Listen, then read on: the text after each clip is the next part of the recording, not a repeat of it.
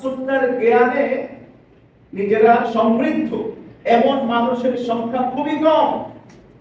অতএব সব ইমানদারের মধ্যে জ্ঞানী ইমানদারের সংখ্যা কম বলে বিধায় ইমানদারদেরকে গরিব বলা হয়।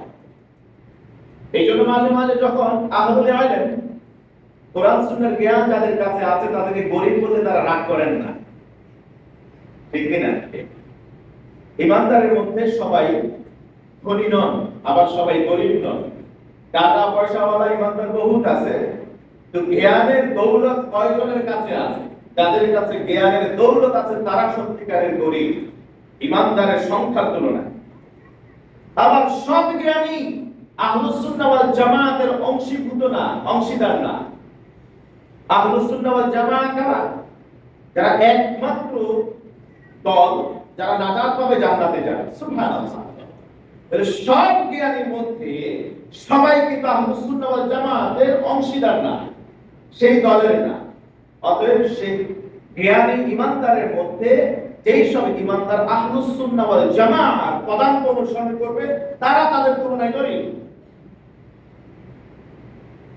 এছাড়াও আহলুস সুন্নাহ ওয়াল জামাতের কেউ কেউ বিদআত করে। আহলুস সুন্নাহ ওয়াল জামাতের কেউ কেউ বিদআত করে, কেউ বিদআত ছাড়াও বিশুদ্ধ ইসলাম মানে। তাহলে আহলুস সুন্নাহ ওয়াল জামাতের মধ্যে বিশুদ্ধ ইসলাম মানা লোক আছে, বিদআতি লোকও আছে। এদের মধ্যে যারা বিদআত করে না তুলনামূলক তারা গরিব, তাদের সংখ্যা কম। যারা বিদআত করে না অথচ আহলুস সুন্নাহ ওয়াল জামাতের দলভুক্ত তাদের সংখ্যা কম, এরা বিরল, এটা দুর্লভ সংখ্যায় খুবই কম, বিধায় এদেরকে গরিব বলা হয়। আমি মনে হয় বুঝাতে পেরেছি গরিব তাদেরকে বলে। অর্থাৎ এই পৃথিবীতে আপনি যেদিকে যাবেন, ধরেন একদিকে আছে 2 জন লোক আর একদিকে আছে 10 জন লোক, এখানে গরিব কারা? 2 জন লোক। আমার মনে হয় গরিব কারা এটা বুঝতে পেরেছি আমি। তাহলে আমাদের আলোচনা করতে সুবিধা হবে। বাদা ইসলাম গরিবান, ইসলাম গরিব হয়ে শুরু করেছে। যখন ইসলাম শুরু হয়েছে তখন সবাই ঝাঁপিয়ে ইসলামে আসেন নাই। কত ত্যাগ, কত তিতিক্ষা, কত প্রাণ, কত রক্ত, কত জীবন চলে গেছে। সুবহানাল্লাহ। এই ইসলামের পতাকা তলে আস্তে আস্তে করে মানুষেরা দাখিল হয়েছে। একজন থেকে শুরু হলো, বিদায় হচ্ছে 10ম হিজরিতে সেই আরাফার ময়দানে। তখন 1 লক্ষ, কেউ বলছেন 40,000 সাহাবী, কেউ বলছেন 45,000, কেউ বলছেন 24,000 সাহাবী সেখানে আল্লাহ রাসূল সাল্লাল্লাহু আলাইহি ওয়াসাল্লাম রেখে গেছেন। সুবহানাল্লাহ। ফাতুবালিল গুরাবা, যারা দুর্লভ শ্রেণী, যাদের ঈমান মজবুত, যাদের ঈমানের সাথে কি বলা হয় ইলম আছে, বিশুদ্ধ ইলম আছে, কোরআন সুন্নাহর ইলম আছে, আহলে সুন্নাহ ওয়াল জামাতের অংশীদার বা সেই দলভুক্ত এবং বিদআত করে না, এদের জন্য খুশ খবর। এরা সৌভাগ্যবান, এরা নাজাত পেয়ে যাবে। মুআজ্জাজ হাদির রাসূল করিম সাল্লাল্লাহু আলাইহি ওয়াসাল্লাম এই কথাগুলো কাকে বলেছেন? মনে আছে সেই সাহাবীর কথা? আব্দুল্লাহ ইবনে ওমর। ওমরের ছেলে আব্দুল্লাহকে বলেছিলেন। ওমরের ছেলে আব্দুল্লাহকে নবী সাল্লাল্লাহু আলাইহি ওয়াসাল্লাম কাঁধের উপর হাত রেখে বললেন, কুন ফিদ দুনিয়া কাআন্নাকা গরীব, তুমি দুনিয়াতে থাকবে যেন তুমি গরীব। গরীব মানে কি? দুর্লভ, বিরল, এমন চরিত্রের অধিকারী, এমন মানসিকতার অধিকারী, এমন জীবন যাপন করে যেটা অনেকের মাঝে নাই। তার এই পথে চলাটা অন্যের চেয়ে ডিফারেন্ট, বিধায় সে গরীব। তুমি এইরকম গরীবানা চলাফেরা করবে। সুবহানাল্লাহ। আমাদের যেই জায়গায় লোক বেশি সেই জায়গায় আমরা যাইতে পারলেই মনে হয় যেন ওই আমরা সফল কাম হয়ে গিয়েছি। সফলতার বিষয়টা কি এটাই আমরা বুঝি না। কোরআনে যত জায়গায় কাসীর আকসার এসেছে সব জায়গায় এই আধিক্য সংখ্যাটা এসেছে নেগেটিভ শব্দের সাথে। তোমাদের অধিকাংশই বেওকুফ, অধিকাংশই মস্তিষ্ক বিকৃত, অধিকাংশই পাগল, অধিকাংশই জাহান্নামী, অধিকাংশই মুনাফিক, এভাবে বলা হয়েছে। কিন্তু স্বল্প সংখ্যক কালিল আকাল এই শব্দগুলি কোরআনে যতবার ব্যবহৃত হয়েছে সব ক্ষেত্রে পজিটিভ ভালো শব্দের সাথে ব্যবহৃত হয়েছে। খুব কম সংখ্যকই আল্লাহকে ভয় করে, খুব কম সংখ্যকই জান্নাতে যাবে, খুব কম সংখ্যকই ঈমানদার, খুব কম সংখ্যকই তারা আল্লাহ রাসূলকে অনুসরণ করে, খুব কম সংখ্যকই কোরআন থেকে হিদায়াত পাবে। তার মানে হলো যারা খুব কম সংখ্যক, কুবা লিল গুরাবা, এই বিরল মানুষগুলোর জন্য খোঁজ খবর। সুবহানাল্লাহ। সব সময় মেজরিটি কাউন্ট করে আপনি কোনো কিছু বিচার করবেন না। আপনি দেখবেন মাইনরিটি হলেও সে সঠিক পথে আছে কিনা, হক পথে আছে কিনা এটা দেখবেন, তাহলে সেটাকে সাপোর্ট করবেন। আপনি ওই দলে হয়ে যাবেন, তাহলে আপনার কোনো প্রশ্ন। এই কথাগুলো নবীজি আব্দুল্লাহ ইবনে ওমরকে কেন বললেন আমরা একটু পরেই বলছি। এরপরে আরেকটু উপদেশ দিলেন, আও আবিরুস সাবিল, আব্দুল্লাহ তুমি এই পৃথিবীতে নিজেকে মুসাফির পরিচয় নেবে। এই পৃথিবীতে তুমি 100 বছর বাঁচতে আসো নাই, 1000 বছর তোমার থাকা সম্ভব না। তোমার আগে যারা এসেছে আদম থেকে শুরু করে সব নবী ইতোমধ্যে গত হয়ে গেছে। সুবহানাল্লাহ। কেউ থাকতে পারে না এই পৃথিবীতে, সবাই মুসাফির হয়ে পৃথিবীতে পা রেখেছে, পদচারণা করেছে, ফুটপ্রিন্ট রেখে গেছে। তোমাকেও একদিন না একদিন তোমাকে যেতে হবে। ইসমা শিরিতা ফাইন্নাকা মাইয়িত। নবীজি সাল্লাল্লাহু আলাইহি ওয়াসাল্লাম বলেন, ইসমা শিরিতা ফাইন্নাকা মাইয়িত। তোমার যদি যা মন চায় তুমি তাই করতে পারো, যেভাবে মন চায় সেভাবে জীবন যাপন করতে পারো, চলাফেরা করতে পারো, but you have to keep it in your memory that you have to leave this earth. এই পৃথিবী তোমাকে ছেড়ে যেতে হবে। ফাইন্নাকা মাইয়িত। তোমার এই পৃথিবীর বিচরণকে থামিয়ে দেবে মৃত্যু নামের এক শরাব। সুবহানাল্লাহ। পৃথিবীর ইউনিভার্সাল ট্রুথ অস্বীকার করার মতো পৃথিবীতে এরকম আর কেউ আছে? বহু মানুষগুলো বাঁচতে চেয়েছিল যুগের পর যুগ, সহস্র যুগ, 1000 বছর বাঁচতে চেয়েছিল, কেউ কি পেরেছে পর্যন্ত? কেউ বেঁচে নাই। তিনি বলেন আবিরুস সাবিল, একজন মুসাফির, মুসাফিরের কি দরকার? সফরে বের হয়েছে, সে যেখানে যাবে সফরে রাস্তার মাঝখানে কি সে একটা কুঠি বানাবে, একটা ঘর বানাবে, মজবুত করে ঘর বানাবে না, কারণ তার গন্তব্যে যেতে দেরি হয়ে যাবে। আমি ব্যক্তিগতভাবে যেটা অপছন্দ করি, আমি যদি কোনো গন্তব্যের উদ্দেশ্যে রওনা করি, সফরে বের হই, বিলিভ মি, এক সময় পাবলিক বাসে চলাফেরা করতাম, বাড়ির কাছাকাছি এসে আধা ঘন্টার মাথায় এটা বিরোধী তো, হোটেল বিরোধী, ওই খাবার বিরোধী, ড্রাইভার, হেল্পার, কন্ডাক্টর যারা আছে তারা খায়। এবার যাত্রী যাদের মন চায় তারা খাবে, যাদের মন চায় তারা খাবে না। আমি দেখলাম 3-4 ঘন্টা সময় ঢাকা থেকে কুমিল্লায় যেতে লেগে যেত আগে। 2.5 ঘন্টা 3 ঘন্টা আমি যাত্রা করেছি, রাস্তা চলেছি, আর মাত্র আধা ঘন্টা পথ বাকি আছে। মন আনচান করে, উদ্গ্রীব হয়ে থাকে, যদি বিরতিটা না দিত তাহলে আধা ঘন্টা আগে আমি বাসায় পৌঁছে যেতে পারতাম। আমার গন্তব্য তো ওই হোটেলে বিরতি নয়, আমার গন্তব্য হলো আমার বাসায় যাওয়া।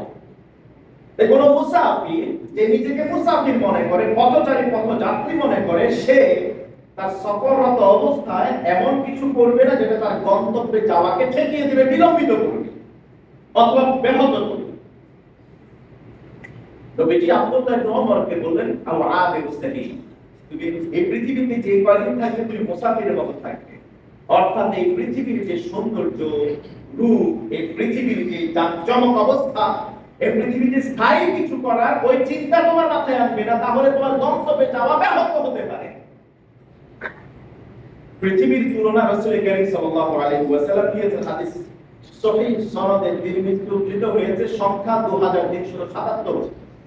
এই হাদিসে বলা হয়েছে রাসূল করিম সাল্লাল্লাহু আলাইহি ওয়াসাল্লাম, যার হাতে জান্নাতের চাবিকাঠি, তিনি হাসরের ময়দানে প্রথম কবর থেকে সবার আগে উঠবেন, হাসরের ময়দানে সবাই তিনি যাবেন, যার হাতে লিওয়াতুল হামদ, প্রশংসার পতাকা থাকবে, যে পতাকার মধ্যে খচিত লেখা থাকবে আলহামদুলিল্লাহি রাব্বিল আলামিন। লিওয়াতুল হামদ, প্রশংসার এই পতাকা থাকবে, যে পতাকার নিচে সব নবী, সব রাসূল, তাদের উম্মতরা এসে সেখানে অংশগ্রহণ করবে তার নেতৃত্বে। যেই নবীর অনুমতি ছাড়া জান্নাতের দরজা পর্যন্ত খোলা হবে না, যেই নবী ছাড়া আর কোন নবী কোন সুপারিশ করার কোন অনুমতি পাবেন না। সুবহানাল্লাহ। সেই নবী মুহাম্মদুর রাসূলুল্লাহ সাল্লাল্লাহু আলাইহি ওয়াসাল্লাম পৃথিবীতে কিভাবে জীবন যাপন করতেন? সহিহ তিরমিজির এই হাদিস বলছে, 377তম হাদিস, রাসূল করিম সাল্লাল্লাহু আলাইহি ওয়াসাল্লাম থাকার জন্য তার জন্য বিছানা তৈরি করা হলো, খেজুরের পাতা বুনে চট বানানো হলো, সেই চটে তিনি শুয়ে আছেন। সহিহ বুখারীর বর্ণনায় বললেন ওমর ইবনে খাত্তাব গিয়েছেন, অন্য বর্ণনা তিরমিজির বর্ণনা বললেন একদল সাহাবী গিয়েছেন। দুটি হাদিসে বৈপরীত্য দেখা গেল, বোঝা যায় যে নবীজি তো একদিন শুধু চটে শোন নাই।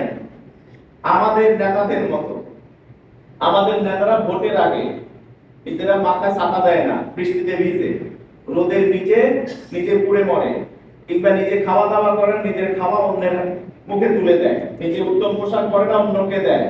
ওই কথা তো আছে ঈদের কি বলা হয়, এটা ঈদ তো না, ওনাদের ঈদ আর কি। নির্বাচনের আগে ভোটের আগে পানি ফস করে, আর ভোট চলে গেলে আর ফস করে না। আগে হাতে পায়ে দৌড় ধরে, আর পরে আর তাদেরকে চিনেও না। আল্লাহ রাসূলকে এরকম করতেন। নবীজি সাল্লাল্লাহু আলাইহি ওয়াসাল্লাম একদিনের জন্য এই বেশ ধারণ করতেন না, তার স্বাভাবিক জীবন যাপনে এমন ছিল। তিনি ওই চটের উপরে শুয়ে আছেন, সাহাবীরা এসেছেন, সালাম দিলেন, আল্লাহ রাসূল উঠে বসলেন, সালামের জবাব দিলেন। আত্তা ফি জামবি, ওই চটে যে শুইলেন তার গায়ের মধ্যে নুরানি দেহ মুবারকে চটের দাগ পড়ে আছে। সহিহ বুখারীর রওয়ায়াত হচ্ছে ওমর কাঁদতে কাঁদতে অস্থির, আর তিরমিজির হাদিস বলছে সাহাবীরা কান্নাকাটি শুরু করলেন সবাই।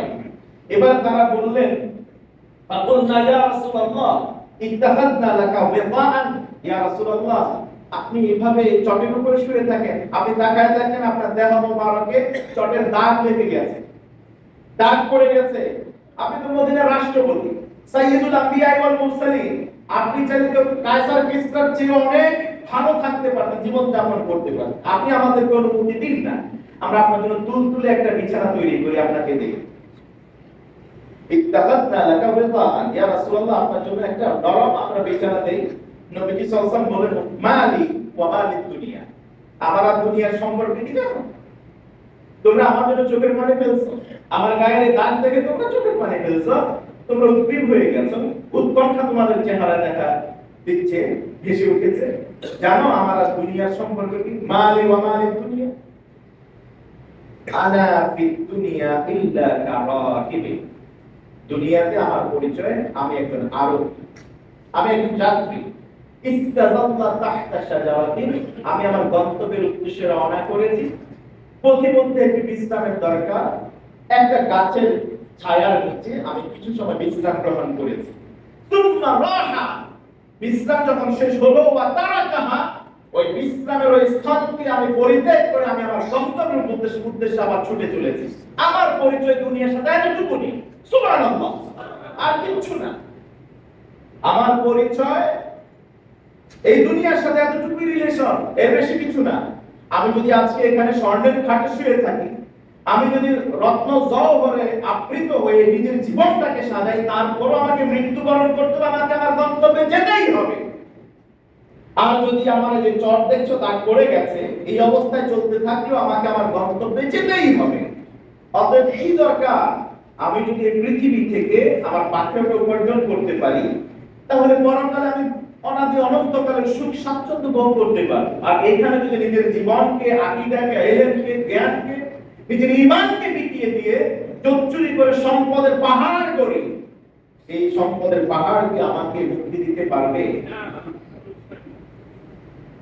কেউ অন্যায় করে, জুলুম করে মানুষের সম্পদ গ্রাস করলে সেই সম্পদ কি তাকে মুক্তি দিতে পারবে? অসম্ভব ব্যাপার। সমাজে একটু বেশি দরকার নেই, সমাজের দিকে একটু চোখ খুলে খুলে তাকায় দেখেন না, যারা নিজেদের খুব তাপস, মানে খুব ক্ষমতা, খুব পাওয়ারফুল নিজেদেরকে দাবি করেছিল, বক্তব্যও বলেছিল বিভিন্ন জায়গায়, তাদের অবস্থা কি হয়েছে আজকে? তাদের চেহারা দেখা যায়? সমাজে তাদের অবস্থান নাই। এই সুন্দর সোনার বাংলায় তাদের থাকার জায়গাটা পর্যন্ত হয় না। এর যে লাঞ্ছনার আর কি আছে? তো ইহকালের কথা। তার সম্পদ দুই হাতে কামাই করে, নিজের নামে রাখলে তো ধরা খেয়ে যাবে, নিজের নামে না রেখে বউয়ের নামে, শাশুড়ির নামে, সন্তানের নামে, অনেকের নামে সম্পদগুলি নামকরণ করে সেখানে তাদের মালিকানা রেখে দেয়। এই সম্পদ কি তাদেরকে পৃথিবীতে সম্মান দিয়েছে? কথা বলে না। এই পৃথিবীতে তাদেরকে কি চিরস্থায়ী করেছে? চিন্তা করে দেখেন তো, এখনো বর্তমানে সবচেয়ে বড় ধনী আছে, আমি নাম বললাম না, ধরেন 100 বছর আগে এরকম সবচেয়ে বড় ধনাঢ্য ব্যক্তি ছিল, তার 100 বছর আগেও ধনাঢ্য ব্যক্তি ছিল, ওই সব ধনীরা কি বেঁচে আছে এখন? বেঁচে নাই। খোঁজ খবর তো তাদের জন্য যারা অনেক সম্পদের মালিক ছিল, খোঁজ খবর তো তাদের জন্য যারা অফুরন্ত সম্পদের মালিক ছিল, কিন্তু এক আল্লাহকে ভুলে যান নাই। ওই সম্পদ নিজের জন্য অর্জন করে না, কিংবা অন্যায় জুলুম করে সে সম্পদ গ্রাস করেন নাই। হক পথে থেকে সম্পদ অর্জন করেছে, তারা ব্যবসায়ী ছিলেন। আর তাদের ব্যাপারে রাসূল কারীম সাল্লাল্লাহু আলাইহি ওয়াসাল্লাম বললেন, মান নাবিয়িন ওয়াস সিদ্দিকিন ওয়াস শুহাদা, তাদের হাসর নাসর মিজান জান্নাত হবে, সব জায়গায় তারা নবীদের সাথে থাকবে। সুবহানাল্লাহ। তাই তো নবীজির সঙ্গী আব্দুর রহমান ইবনে আউফ রাদিয়াল্লাহু তাআলা, ওসমান ইবনে আফফান, তারা অনেক বড় ধনী ছিলেন, ব্যবসা করে সম্পদ অর্জন করতেন। খাদিজাতুল কুবরা রাদিয়াল্লাহু আনহা, তিনিও সম্পদ অর্জন করেছিলেন বৈধভাবে, মুদারাবা বিজনেস করে, ব্যবসা করে, পার্টনারশিপ বিজনেস, কন্ট্রাকচুয়াল বিজনেস করে তিনি বিশাল সম্পদের মালিক হয়েছিলেন। সম্পদ কি নিজের জন্য করেছিলেন? সব ইসলামের দলে দিয়েছিলেন, সব আল্লাহর রাহে দান করে দিয়েছিলেন। আব্দুর রহমান ইবনে আউফ, ওসমান ইবনে আফফান, ওনারা সব এতিম, গরীব, ভুখানাঙ্গা, বস্তুহারা মানুষের জন্য এই সম্পদ উজাড় করে দিয়েছিলেন। এই জন্য তো দুনিয়ায় থাকতেই আল্লাহ তাআলা খাদিজাতুল কুবরাকে সালাম পাঠিয়েছেন। দুনিয়াতে থাকতেই আব্দুর রহমান ইবনে আউফকে আল্লাহ তাআলা জান্নাতের শুভ সংবাদ দিয়েছেন। ওসমান ইবনে আফফান রাদিয়াল্লাহু তাআলাকে বিশ্ব নবী আশারায়ে মুবাশশারের একজন বলে ঘোষণা করে দিয়ে গেছেন, এবং এমন এক চরিত্রের অধিকারী ছিলেন, নিজের 2 জন কন্যাকে একজনের ইন্তিকালের পর আরেকজনকে, মোট 2 জন কন্যাকে তিনি তার কাছে দিয়েছিলেন। সুবহানাল্লাহ। কিন্তু যারা সম্পদ অন্যায় ভাবে গ্রাস করে, এই পৃথিবীতে সম্মান কুড়ানোর জন্য, দানবীর হাতের তাই হওয়ার জন্য, টাকা পয়সা ওয়ালা সমাজপতি ধিপতি এই খ্যাতি অর্জনের জন্য অন্যের সম্পদ অন্যায় ভাবে জুলুম করে নিয়ে যায়, তাদেরকে সম্মান আল্লাহ পৃথিবীতে দেবেন? সুবহানাল্লাহ। তারা মনে করে মানুষকে ধোঁকা দিচ্ছে, বোকা বানিয়ে, আর কেউ এটার খবর রাখে না। আমাদের একজন আছেন, তিনি সবকিছু জানেন, নাম কি?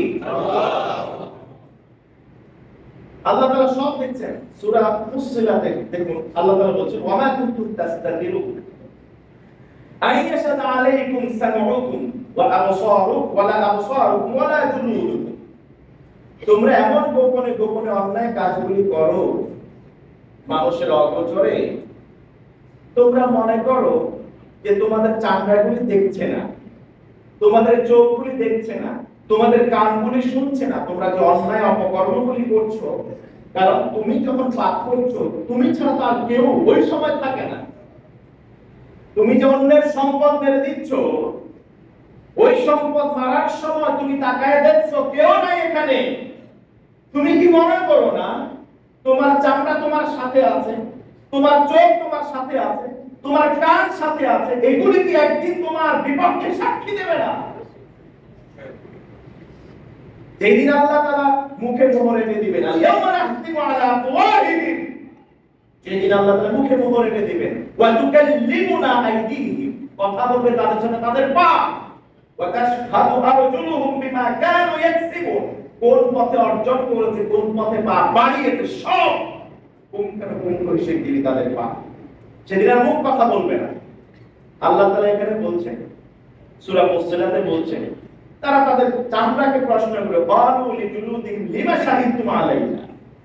জাহান্নামের কাছে যখন তাদেরকে অপরাধ কর্মীকে নিয়ে আসা হবে, তাকে যখন জাহান্নামে নিক্ষেপ করা হবে, নিক্ষেপ করার আগে সে সাধু সাজবে যে আমি পৃথিবীতে কোনো অন্যায় করি নাই, তখন আল্লাহ মুখে মোহর এনে দিবেন। সূরা ফুসসিলাত বলছে, তাদের চামড়া কথা বলবে, তাদের কান কথা বলবে, তাদের চোখ কথা বলবে। চামড়াকে প্রশ্ন করবে, লিমা শাহিদতুম আলাইনা, তোকে এত সুন্দর করে তোর স্কিনটাকে, আমি আমার শরীর স্কিনের এত যত্ন নিয়েছি, এত প্রায়োরিটি তোকে আমি দিয়েছি, তুই কেন আমার বিরুদ্ধে সাক্ষী দিলি? কিভাবে তুই কথা বলবি? তুই তো পৃথিবীতে কথা বলতেই পারবি না, তুই আজকে কিভাবে কথা বলবি? চামড়ারা জবাব দিবে, আনতাকাল্লাহুল্লাযী আনতাকা কুল্লা শাইইন ওয়া হুয়া খালাকাকুম আউওয়ালা মাররা ওয়া ইলাইহি তুরজাউন। যে আল্লাহ দুনিয়াতে কথা বলার ক্ষমতা আমাকে দেন নাই, সেই আল্লাহই আজকে আমাকে কথা বলার ক্ষমতা দিয়েছেন। তিনি তো সেই আল্লাহর কথা বলার ক্ষমতা দিয়েছেন যে আল্লাহ ওদেরকে প্রথমবার সৃষ্টি করেছেন, এবারে সৃষ্টি করেছেন এবং তার কাছে তোরা প্রত্যাবর্তিত হয়েছে। সেই আল্লাহ আমাকে কথা বলার যোগ্যতা দিয়েছেন। সুবহানাল্লাহ। আল্লাহ তাআলা এরপর আয়াতে বলছেন তারা ভেবেছিল, তারা তাদের চোখ, কান এবং চামড়া সাথে রেখে ভেবেছিল এগুলি তা, চোখ তো আমারই, কান তো আমারই, চামড়া তো আমারই, আমার বিরুদ্ধে কখনো সাক্ষী দেবে না। তারা এটা ভেবেছিল। আল্লাহ বলছেন ওয়ালাকিন যানানতুম আন্নাল্লাহা লা ইয়া'লামু কাসীরাম মিম্মা ইয়া'মালুন। তারা ভেবেছিল আমরা যা করছি আল্লাহ কিছু জানে না, এর অধিকাংশ কিছুই জানে না। দুই একটা হয়তো জানে, সব কিছু জানে না। যদি সব কিছু জানে, জ্ঞান যদি পাপিষ্ঠদের অন্তরে থাকতো, তারা কি এরকম অন্যায় করতে পারে? পারে কি? আল্লাহ বলছেন আল্লাযী যানানতুম বিরাব্বিকুম, এটা তোমাদের ধারণা তোমাদের রবের ব্যাপারে, আর দাতুম আল্লাহর ব্যাপারে ধারণাই তোমাদেরকে ধ্বংস করে ছেড়েছে। যদি তারা আল্লাহর ব্যাপারে সঠিক ধারণা রাখতো যে আল্লাহ সব কিছু দেখছেন, আমি যে গোপালগঞ্জের জায়গা সব কিনে নিয়েছি, আমি যে অমুকে সম্পদ মেরে দিয়েছি, দেশের টাকা লুট করছি, পাচার করছি, এটা যদি তাদের জ্ঞানে থাকতো যে একজন আল্লাহ তো দেখছেন, আল্লাহকে দেখেন না, হিসাব কি আল্লাহ নেবেন না? অবশ্যই নেবেন। সরকার প্রধানকে প্রশ্নবিদ্ধ করার জন্য কাজগুলি অসাধু কিছু লোক করে বেড়ায় সমাজের মধ্যে। তাদেরকে আমরা বলি, যদি জ্ঞান এতটুকু অন্তত পক্ষে তাদের মাঝে থাকতো যে আল্লাহ সব হিসাব আমার নেবেন, ঠিক কিনা বলেন? ফিরে যেতে হবে কার কাছে? আল্লাহ। যদি জ্ঞান থাকতো তাহলে আজকে লাঞ্ছিত হতো না, ছাগল কাণ্ডে এই ধ্বংসটা হয়ে যেত না, সর্বনাশ হয়ে যেত না। আল্লাহর ব্যাপারে তাদের পরিপূর্ণ ঈমান নাই। আল্লাহ দেখছেন এই বিশ্বাস তারা লালন করে না বলেই তো আর আল্লাহ বলছেন এই বিশ্বাস তোমাদেরকে ধ্বংস করেছে। ফাআসবাহতুম মিনাল খাসিরিন, তোমরা ক্ষতিগ্রস্তদের অন্তর্ভুক্ত হয়ে গেছে। যারা এরকম অন্যায় অপরাধ করছে তারা কি এখন সফল? এজন্য পাপ কাজ করার আগে ইসলামিক স্কলাররা বলতে, পাপ কাজ করার আগে তুমি দুটা চিন্তা মাথায় আনবে। প্রথম চিন্তা হলো, তুমি যদি পারো আল্লাহ আয়াত থেকে অন্য জায়গায় গিয়ে পাপ করো। যেখানে আল্লাহর আয়াত আছে সেখানে তুমি পাপ করো না, কারণ ওই আয়াতের মধ্যে, ওই টেরিটরির মধ্যে তুমি পাপ করবে তো আল্লাহ তোমাকে পাকড়াও করবে। আল্লাহর আয়াতের বাইরে কিছু আছে? আছে কি? ওয়াসিআ কুরসিয়ুহুস সামাওয়াতি, আসমান জমিন আল্লাহ তাআলা পরিবেষ্টন করে রেখেছেন। আল্লাহু মুহীতুম বিল কাফিরিন, কাফিরদেরকে আল্লাহ পরিবেষ্টন করে রেখেছেন, ক্লোজ ওয়াচ রেখেছেন। সূরা রহমান আল্লাহ তাআলা বলেন, ইয়া মা'শারাল জিন্নি ওয়াল ইনস ইন ইসতাতা'তুম আন তানফুযু মিন আকতারিস সামাওয়াতি ওয়াল আরদি ফানফুযু। যদি তোমরা অন্যায় অপরাধ করতে চাও, আমি আল্লাহ তাআলা আসমান জমিনের সীমানা পেরিয়ে অন্য কোন জায়গায় যাও যেখানে আমার কর্তৃত্ব নাই, ফানফুযু, ওখানে যাও। লা তানফুযুন ইল্লা বিসুলতান, আবার কোন জায়গা নাই যেখানেই যাবা সুলতান আছেন, তিনি কে? আল্লাহ। তিনি সব সুলতানের সুলতান। কোন জায়গা তোমার জন্য বাকি। এই একটা প্রথম চেতনা ধারণ করতে হবে, পাপ অন্যায় করতে গেলে যে হ্যাঁ আল্লাহর এই রাজত্বের মধ্যে আমি করব না অন্য কোনো রাজত্ব। অন্য কোনো রাজত্ব আছে নাকি? রব একজন। আর দ্বিতীয়ত হলো, আপনি যখন একেবারে সন্তর্পণে পাপ করতে যান, ইচ্ছা পোষণ করেন, তখন আপনার অন্তর, আপনার চোখ, আপনার কান, আপনার চামড়া এদেরকে না জানিয়ে দেব। পৃথিবীর মানুষ আপনার কিচ্ছু করতে পারবে না। আপনার বিরুদ্ধে হাসরের ময়দানে যদি সাক্ষীও দেয়, তারপর আল্লাহ তাআলা প্রতি সাক্ষী দিয়ে দাঁড় করাবেন সত্য কি মিথ্যা। তো আপনার চামড়া, আপনার অন্তর, আপনার নাক, আপনার কান, আপনার চোখ যখন আপনার বিরুদ্ধে সাক্ষী দিবেন, এটা প্রমাণের জন্য আল্লাহ তাআলা আর কাউকে ডাকবেন না। হাসরের ময়দানে এগুলি আপনার বিরুদ্ধে সাক্ষী দিবে। এবার আপনি পাপ করতে চাইলে আপনার অন্তরকে, আপনার কান, আপনার চোখ, আপনার চামড়াকে না জানিয়ে আপনি পাপ করবেন। দেখেন পারেন না? পারবে? এই শুধু দুটো নীতি মেনে চলবেন, আর কিছু করা লাগবে না। আমরা আমাদের আলোচনা শেষ করছি। আব্দুল্লাহ ইবনে ওমর রাদিয়াল্লাহু তাআলার কথা নিশ্চয়ই আপনাদের মনে আছে। এই উপদেশগুলি আল্লাহর রাসূল আব্দুল্লাহ ইবনে ওমরকে দিলেন। তার জীবন পরিবর্তন হয়ে গেল। সে স্বপ্ন যেটা দেখলেন, হাফসা রাদিয়াল্লাহু তাআলা নিজের বোনের সাথে শেয়ার করলেন। হাফসা রাদিয়াল্লাহু তাআলা প্রিয় নবী সাল্লাল্লাহু আলাইহি ওয়াসাল্লাম তার নিজের স্বামীর সাথে শেয়ার করলেন। রাসূল কারীম সাল্লাল্লাহু আলাইহি ওয়াসাল্লাম শুধু একটা আশা ব্যক্ত করলেন নি'মার রাজুলু আব্দুল্লাহ, নি'মার রাজুলু আব্দুল্লাহ, আব্দুল্লাহ কতই না ভালো মানুষ। সুবহানাল্লাহ। নি'মার রাজুলু আব্দুল্লাহ, আব্দুল্লাহ কতই না ভালো মানুষ। লাউ কানা ইউসাল্লি মিনাল লাইল ফাকানা বা'দু লা ইয়ানামু মিনাল লাইল ইল্লা কালিলা। যদি আব্দুল্লাহ রাতের বেলায় দাঁড়িয়ে নামাজ পড়তো কত না ভালো। সুবহানাল্লাহ। এই একটা কথাই আব্দুল্লাহর জীবন পরিবর্তন করে দিয়েছে। আমি যে রাসূলের কাছে যেতে চাই, সেই রাসূলের কাছে যাওয়ার কথা তো তিনি জানেন। তিনি আমাকে রাতের বেলায় নামাজ পড়তে বলেছেন, অর্থাৎ বেশি বেশি সিজদা দিতে বলেছেন। আর যে বেশি বেশি সিজদা দিবে সে আল্লাহ রাসূল সাল্লাল্লাহু আলাইহি ওয়াসাল্লামের প্রতিবেশী হয়ে তিনি জান্নাতে থাকবেন। আব্দুল্লাহ এরপরে রাতের বেলায় খুব কম ঘুমাতেন, যতদিন বেঁচে ছিলেন খুব কম ঘুমাতেন, নফল ইবাদতে কাটিয়ে দিতেন। তিনি ইলম অর্জন করতেন। ওই যে বিরল মানুষদের তালিকায় নাম লেখানোর জন্য আল্লাহ রাসূলের হাদিসগুলো নিয়ে তিনি রিসার্চ করতেন রাতের বেলায়। নবীজি সাল্লাল্লাহু আলাইহি ওয়াসাল্লামের কাছ থেকে তিনি 1630টি হাদিস তিনি নকল করেছেন, বর্ণনা করেছেন।